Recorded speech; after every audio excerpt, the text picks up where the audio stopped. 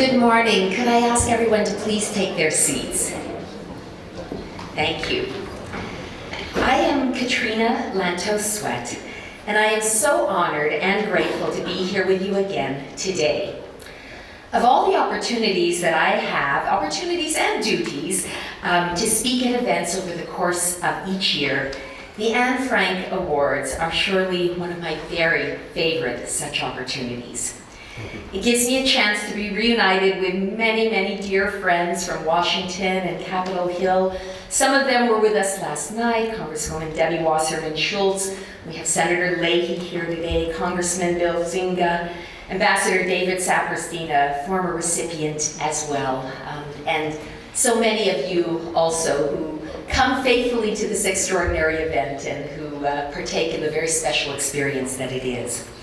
It's also the chance to gather in what I think may be the most beautiful single room in all of Washington, D.C. We don't have that many venues, Mr. Ambassador, to rival the incredible buildings and sort of historical, cultural sites that you have in your beautiful country, but this is one of them. So I encourage all of you to take a chance to look around and just take pleasure and joy in the magnificence of this architecture. It is also a chance to be with the fantastic team from the Netherlands Embassy. They really are a marvelous group, led of course by Ambassador Scheuer and his wonderful wife. I'm afraid that last year at this event I made a slightly racy joke, which I'm about to do again, which may be even more inexcusable, but you know, it's this week is sort of the time that they call Holland on the Hill.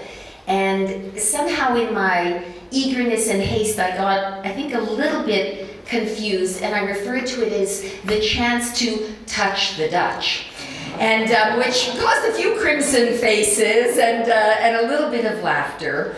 But in fact, they really are wonderful people. And so I hope every one of you will take the opportunity to hug someone from the embassy and to frankly thank them.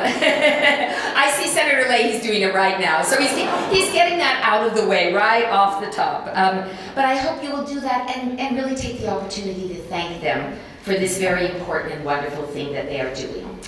And I would say that perhaps the theme of being touched is not entirely inappropriate today. We are in for a very special treat. We have an extraordinary honoree in Father Leo Donovan. And speaking of being touched, yesterday at dinner I had the privilege of sitting next to Father Donovan, and I truly felt that my heart, and I'm not exaggerating, Father, had been touched by an angel. He shared some very special experiences with me in which I don't think it's an exaggeration at all to say that the divine, that God in some important ways had reached out and touched him on the shoulder and led him in some of the important things he's done and chosen to do.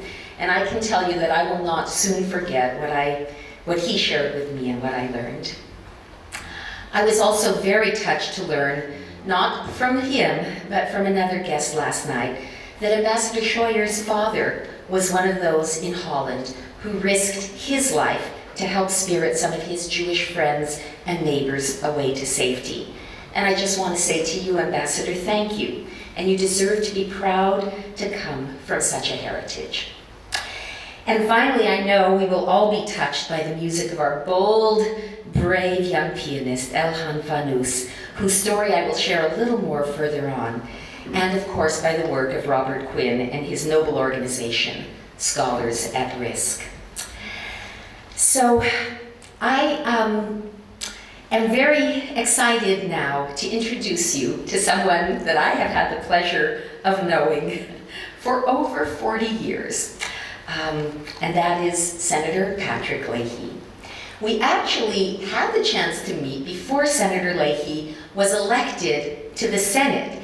And since that was, if I'm not mistaken, over 40 years ago, I want to hasten to assure you that he was about 20 years old at the time, and I was obviously a very precocious infant.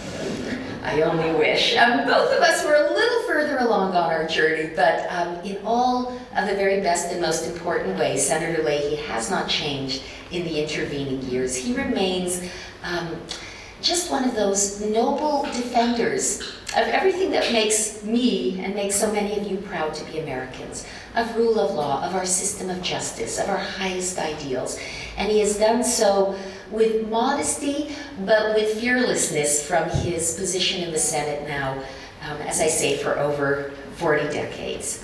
And so we are truly, truly honored to have him here with us today to give the opening remarks. Senator Leahy.